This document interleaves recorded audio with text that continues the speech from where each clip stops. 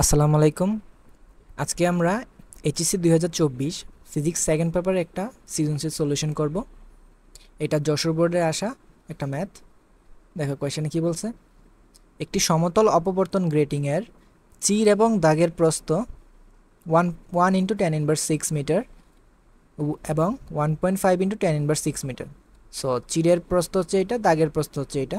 আমাদের বলছে গ্রেটিংয়ের উপর আমরা যদি 5500 আংস্ট্রম বিশিষ্ট তরঙ্গ দৈর্ঘ্যের একটি আলো, সেটা দিয়ে যদি আলোকিত করি, সেক্ষেত্রে আমাদের সলভ করতে বলছে একক দৈর্ঘ্যের চিরের সংখ্যা নির্ণয় করো। সো আচ্ছা, তার আগে আমরা সামান্য একটু বেসিক একটু জানি যে অপবর্তন গ্রেটিংটা কি হয়। যে একটা মনে করো কাচের শীট থাকে, সেটার ভিতরে খুবই সূক্ষ্ম করে অনেকগুলো দাগ কাটা হয়। সো মনে করো এইটার কি, মনে করো এটা হচ্ছে সেই দাগটা কাটা হয়েছে এইটা।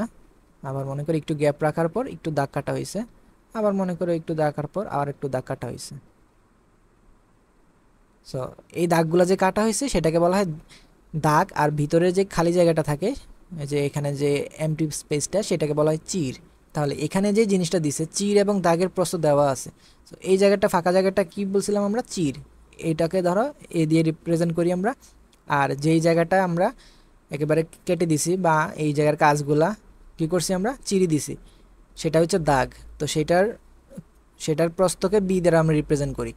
তাহলে এই এ এবং বি এর যে যোগফল এ প্লাস বি, সেটাকেই আমরা গ্রেটিং ধ্রুবক নামে চিনি। বুঝতে পারছি? অর্থাৎ এখন তুমি বলো যে এ প্লাস বি এতটুকু লেন্থের ভিতরে কয়টা দাগ আছে বা কয়টা এরকম চির আছে। এখানে বলছে কি একক দৈর্ঘ্যের চিরের সংখ্যা নির্ণয় করো। এই যে এ প্লাস বি মানে কি, কোন জায়গাটা, এতটুকু জায়গা। সো এতটুকু জায়গার ভিতরে কয়টা চির আছে, একটা চির আছে না। সো এতটুকু জায়গার ভিতরে যদি একটা চির থাকে, প্রতি একক দৈর্ঘ্যে কয়টা চির আছে সেটা আমাদের বের করতে হবে। তাহলে আমরা ডি এর মানটা আগে বের করে ফেলি। সো এ প্লাস বি, এ হচ্ছে 1 × 10⁻⁶, বি কত 1.5। সো এখানে টোটাল হবে 2.5 × 10⁻⁶ মিটার। এটা বোঝাইতেছে এটা যে 2.5 × 10⁻⁶ মিটার দৈর্ঘ্যে কয়টা চির আছে। দৈর্ঘ্যে আছে একটা মাত্র চির। তাহলে আমাদের তো বলছে একক দৈর্ঘ্যে চিরের সংখ্যা কত। একক দৈর্ঘ্য মানে কি, 1 মিটার দৈর্ঘ্যে। তো 1 মিটার দৈর্ঘ্যে চিরের সংখ্যা কত, 1/2.5 × 10⁻⁶ চির আছে। সো এটা যদি আমরা ক্যালকুলেশন করি, আমরা দেখব 4 × 10⁵ অর্থাৎ আমাদের যে গ্রেটিং টান আছে না, সেটার ভিতরে এত সংখ্যক চির আছে। এই হলো আমাদের গয়ের সলিউশন। ঘতে কি চাইছে, উদ্দীপকের গ্রেটিং থেকে পঞ্চম ক্রমের উজ্জ্বল পট্টি পাওয়া যাবে কি না। আচ্ছা, সেইটা আমাদের হিসাব করতে হবে। সো আমরা উজ্জ্বল পট্টির জন্য, গ্রেটিং ধ্রুবকের জন্য আমরা জানি গ্রেটিং ধ্রুবক ওই যে গ্রেটিংয়ের ক্ষেত্রে যে অপবর্তন, সেটার জন্য আমরা জানি সূত্র, চরমের জন্য বা উজ্জ্বল ডোরার জন্য আমরা জানি D sine theta equals 2n+1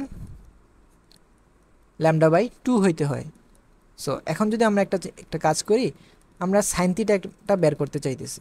কেন বের করতে চাইতেছি এটা একটু পরে বুঝাইতেছি, বাট আগে আমরা জিনিসটা বের করি। সাইন থিটা এর মান কত, পঞ্চম ক্রম যেহেতু, এখানে হবে 11, 2n+1 11 হবে। সো ল্যামডা হচ্ছে 5500 আংস্ট্রম ইন্টু 10⁻10 / 2 ইন্টু ওই যে ডিটা যদি আমরা এক পাশে নিয়ে আসি, ডি এর মান কত, ডি এর মান হচ্ছে 2.5 × 10⁻⁶। সো এটা যদি আমরা ক্যালকুলেশন করি, আমরা দেখব এটার মান প্রায় 1.21 এর সমান আসে। অর্থাৎ সাইন থিটা কত আসে, 1.21। সো এটা থেকে যদি তুমি থিটা বের করো, কীভাবে বের করবা, সাইন ইনভার্স 1.21। ক্যালকুলেটরে যদি এই জিনিসটা বসাও, দেখবা এরর আসবে।